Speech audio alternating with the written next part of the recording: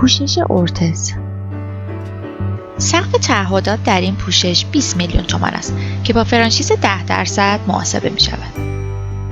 این پوشش شامل همه خدمات ارتزی می شود که بلافاصله بعد از عمل جراحی و به تشخیص پزشک متخصص معالج و تایید پزشک بیمه‌گر رسیده باشد.